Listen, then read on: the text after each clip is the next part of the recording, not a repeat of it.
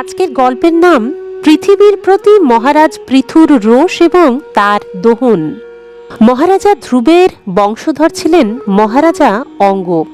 তার পত্নীর নাম ছিল মহারানী সুনিথা। তাদের একমাত্র পুত্র সন্তান জন্ম নেয় এবং সেই পুত্র বালক বয়স থেকেই অধর্মের বংশেজাত নিজের মাতামহ মৃত্যুর অনুগামী হল। মহারানী সুনিথা ছিলেন মৃত্যুর কন্যা। এর ফলে সেই বালক অত্যন্ত অধার্মিক হয়ে উঠল। তাদের পুত্রের নাম ছিল বেন। বেন অত্যন্ত দুর্বিনীত এবং তার দৌরত্ব সহ্য করতে না পেরে তার পিতা রাজর্ষি অঙ্গ রাজধানী ছেড়ে চলে গিয়েছিলেন।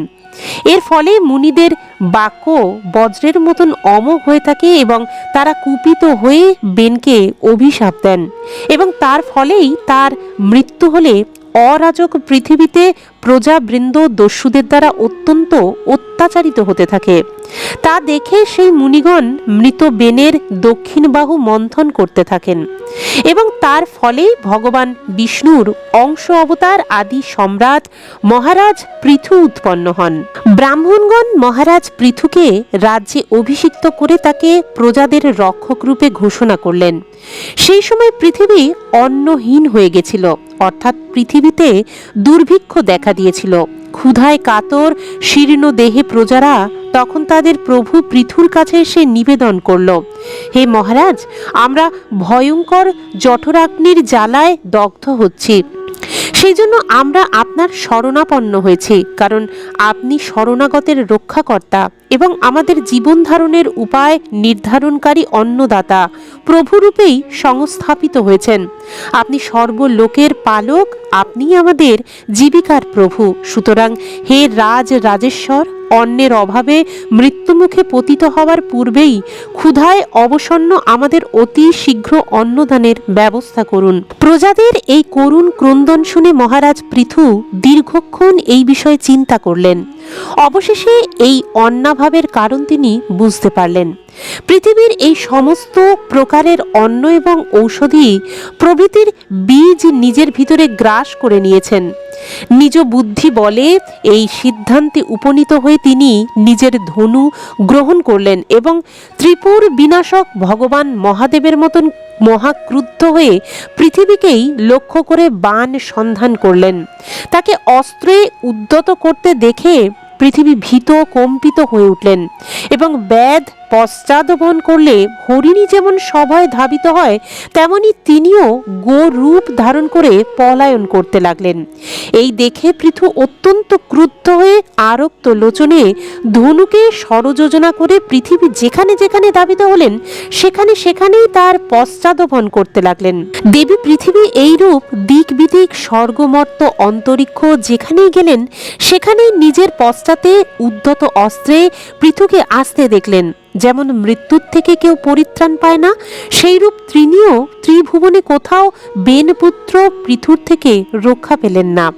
তখন একান্তই ত্রস্ত ও দুঃখিত হৃদয়ে তিনি পলায়নের চেষ্টা নিবৃত্ত হলেন এবং মহাভাগ পৃথুকে বলতে লাগলেন, হে ধর্মজ্ঞ এবং শরণাগত বৎসল মহারাজ, আপনি সর্বপ্রাণীর রক্ষায় সদা তৎপর, আপনি আমাকেও রক্ষা করুন। আমি অত্যন্ত দীন এবং নিরপরাধ। আপনি আমাকে বধ করতে চাইছেন কেন?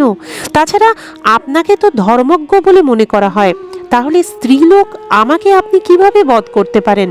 মহারাজ, স্ত্রীলোক যদি কোনো অপরাধ করেও থাকে তাহলেও সাধারণ জীব তাকে আঘাত করে না। তাহলে আপনার মতন দয়ালু দীনবৎসল ব্যক্তি কি করে এরূপ অন্যায় কাজ করতে পারেন?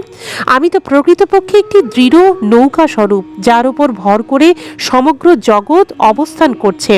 আমাকে বিদীর্ণ করে আপনি নিজেকে বা আপনার এই প্রজাপুঞ্জকে অসীম জলরাশির মধ্যে কিভাবে ধারণ করবেন? তখন পৃথু বললেন, পৃথিবী, তুমি আমার শাসন উল্লঙ্ঘন করেছ। তুমি দেবতা রূপে যজ্ঞের ভার গ্রহণ করো আর তার পরিবর্তে আমাদের অন্ন দান করছো না। এই জন্যই আমি তোমাকে আজ বধ করব।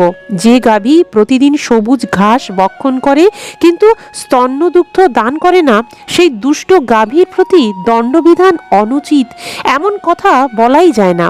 সুতরাং তুমিও সেই দুষ্ট গাভী, সুতরাং তোমার প্রতিও দণ্ডবিধানই উচিত হবে। পুরাকালে সৃষ্টিকর্তা স্বয়ম্ভু ব্রহ্মা যে সকল ঔষধি বীজ সৃষ্টি করেছিলেন, সেই সবই তুমি নিজ দেহে রুদ্ধ করে রেখেছ এবং আমাকে অবজ্ঞা করে সেগুলি এখন নিজের গর্ভ থেকে সৃষ্টিই করছো না। তোমার নিতান্তই দুর্বুদ্ধি হয়েছে। আমি আমার বাণের দ্বারা তোমার দেহ ছিন্ন ভিন্ন করে তোমার মেয়েদের দ্বারা আমার এই ক্ষুধাতুর দুঃখপীড়িত প্রজাদের করুণ ক্রন্দন আমি শান্ত করব। এই কথা বলতে বলতেই পৃথুর মধ্যে ক্রোধের আবেশ হলো। তখন সাক্ষাৎ যমরাজের মতন সেই করাল ক্রোধময় মূর্তিধারী পৃথুকে দেখে পৃথিবী কম্পিত দেহে প্রণাম করে কৃতাঞ্জলি পুটে বলতে লাগলেন, আপনি সাক্ষাৎ পরম পুরুষ, আপনাকে নমস্কার। আপনি মায়ার দ্বারা অনেক প্রকারের শরীর ধারণ করে গুণময় রূপে প্রতীত হন, কিন্তু বাস্তবিক পক্ষে নিজের স্বরূপানুভূতির স্তরে আপনি অধিভূত। আধ্যাত্ম ও অধিদৈব সম্বন্ধী অহংবোধ এবং তার থেকে জাত রাগ দেশ প্রভৃতির থেকে সম্পূর্ণই মুক্ত সেই আপনাকে আমি পুনঃ পুনঃ নমস্কার করি। আপনি সমস্ত জগতের বিধাতা, সৃষ্টিকর্তা।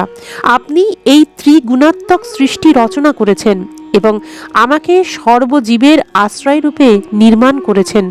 আপনি সর্বপ্রকারেই স্বতন্ত্র, স্বেচ্ছাধীন, অন্য কারোর বশবর্তী নন। সেই আপনি যদি অস্ত্রে উদ্যত করে আমাকে বধ করতে উপস্থিত হন, তাহলে হে প্রভু, আমি আর অন্য কার কাছে আশ্রয় নেব? মহারাজ পৃথুর অধর তখনও পর্যন্ত রোষবশে কম্পিত হচ্ছিল। তা দর্শন করে ভীত পৃথিবী তাকে এইভাবে স্তব করে নিজের মনকে বুদ্ধি বিচারের সাহায্যে স্থির করে কিঞ্চিত সাহস সঞ্চয় করে তাকে আবার বলতে শুরু করলেন, হে প্রভু, ক্রোধ সংবরণ করুন এবং দয়া করে আমি যা বলছি তা শুনুন। বুদ্ধিমান ব্যক্তি তো সব জায়গা থেকেই সারব বস্তু গ্রহণ করে থাকেন। তত্ত্বদর্শী মুনিগণ মানুষের ইহলোক এবং পরলোকে কল্যাণ সাধনের জন্য কৃষি, অগ্নিহোত্র প্রভৃতি বহু প্রকার উপায় নির্ণয় করেছেন এবং সেই সবের সার্থক প্রয়োগও করে গেছেন। পূর্বাচার্যগণের প্রদর্শিত সেই সব উপায় বর্তমানেও যে ব্যক্তি শ্রদ্ধার সঙ্গে যথাযথভাবে আচরণ করেন, তিনি সহজেই অভীষ্ট ফল লাভ করে থাকেন। কিন্তু সেগুলিকে অনাদর করে যে অজ্ঞ ব্যক্তি নিজের কল্পিত উপায়ের অনুষ্ঠান করে, তার উদ্দেশ্য সিদ্ধ হয় না। পুনঃ পুনঃ চেষ্টা করা সত্ত্বেও তার সমস্ত প্রযত্নই নিষ্ফল হয়ে যায়। মহারাজ, ব্রহ্মা পুরাকালে যে সকল ধান্যাদি ঔষধি সৃষ্টি করেছিলেন, আমি দেখলাম অসৎ দুরাচারী লোক যারা নিজেদের জীবনে যম নিয়মাদি কোনো রকম ধর্মীয় অনুশাসন পালন করে না, তারাই সেই সব ভোগ করছে। আপনার মতন লোকপালক রাজারা কেউই চোরাদির দণ্ডবিধান এবং ধর্মীয় অনুষ্ঠানাদির দ্বারা আমার পালন বা আদর করেননি। ফলে ক্রমশ সব লোকই চোর হয়ে উঠেছে। সেই জন্যই আমি যজ্ঞের কারণে সমস্ত ঔষধি নিজের মধ্যে গ্রাস করে নিয়েছি। দীর্ঘ সময় অতিক্রান্ত হয়ে যাওয়ায় সেই সব ঔষধি আমার শরীরে এতদিনে নিশ্চয়ই জীর্ণ হয়ে গেছে। আপনি পূর্বাচার্যগণের প্রদর্শিত উপায়ে সেগুলি ফিরিয়া পাবার চেষ্টা করুন। হে লোকপালক মহাবাহু বীর, যদি আপনি সর্বপ্রাণীর অভিষিপ্ত বল কারক খাদ্য লাভ করতে ইচ্ছা করেন, তাহলে আপনি আমায় উপযুক্ত বৎস, দহন পাত্র এবং দহন কর্তা সংগ্রহণ করুন।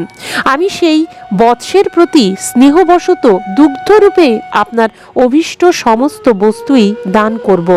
হে প্রভু, আরও একটি নিবেদন শুনুন। আপনি আমাকে সমতল করুন, তাহলে বর্ষা ঋতু অতিক্রান্ত হলেও ইন্দ্রকৃত বর্ষারূপী জল সম্পদ আমার ওপরে সর্বত্র পরিব্যাপ্ত হয়ে থাকতে পারবে। আমার ভেতরের আর্দ্রতা বিনষ্ট হবে না। এই রকম করলে আপনার পক্ষে তা অত্যন্ত মঙ্গলজনক হবে। মহারাজ পৃথু পৃথিবীর এই প্রিয় ও হিতকর বাক্য স্বীকার করে নিলেন এবং স্বয়ম্ভুব মনুকে বৎস করে নিজের হাতেই সমস্ত প্রকার ঔষধি, ধান্য প্রভৃতি দুগ্ধরূপে দহন করে নিলেন। পৃথুর মতন অন্যান্য বিজ্ঞজনেরাও সব জায়গা থেকেই সার সংগ্রহ করতে থাকেন।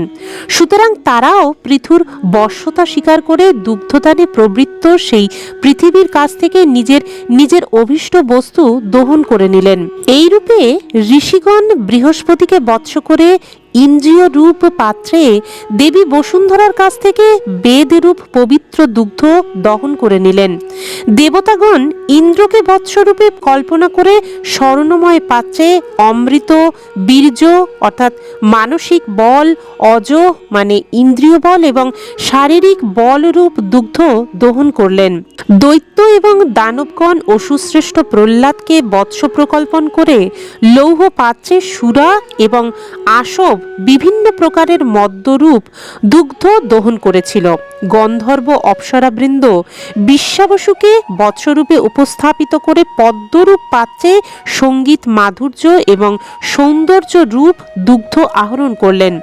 শ্রাদ্ধ কার্যের অধিষ্ঠাতা মহাভাগ পিতৃগণ অর্জমা নামক পিতৃলোকাধিপতিকে বৎস কল্পনা করে আম পাত্রে অর্থাৎ কাঁচা মাটির পাত্রে শ্রদ্ধা ভরে কব্য অর্থাৎ পিতৃপুরুষগণের উদ্দেশ্যে নিবেদিত অন্নরূপ দুগ্ধ দহন করেছিলেন।